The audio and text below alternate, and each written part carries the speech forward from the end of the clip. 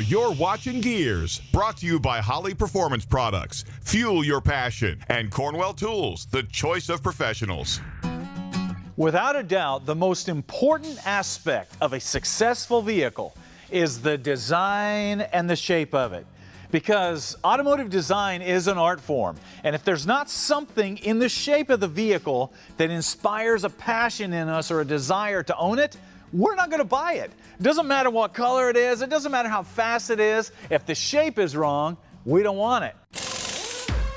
And there have been some amazing vehicles roll out of the factories over the years that have become cultural icons, inspiring car enthusiasts everywhere. From classics to muscle cars, to sports cars, to trucks, there have been some great designs. However, there was one designer that single-handedly influenced more people than all of those other vehicles and all of those other designers combined. And ironically, he never built any of his vehicles, and none of them were ever available at a dealership.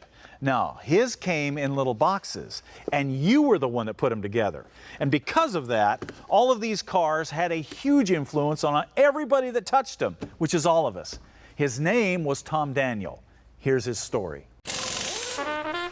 As a toddler in California in the middle of the Depression, Tom's first mechanical influences were the big steam shovels and locomotives and chain-driven Mack trucks that rumbled around.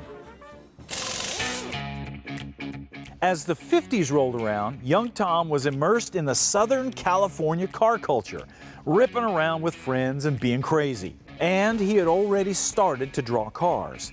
But it was the creations coming out of George Barris's shop down the road that really stirred his imagination. I went to live with my mother in East LA when I was just starting junior high school.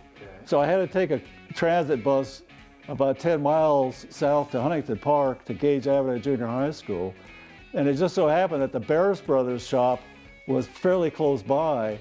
So I started seeing some really neat cars on the street that caught my eye.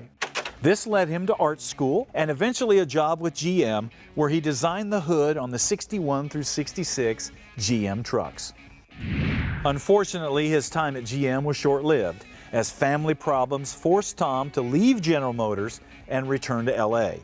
But that didn't stop him from drawing cars and trucks. Well, it started initially with the drawings that I was doing for Robin Custom, because I did the sketch pad for, I don't know, 10, 12 years. Yeah. I was always looking around for side work, to buy pencil and paper and stuff.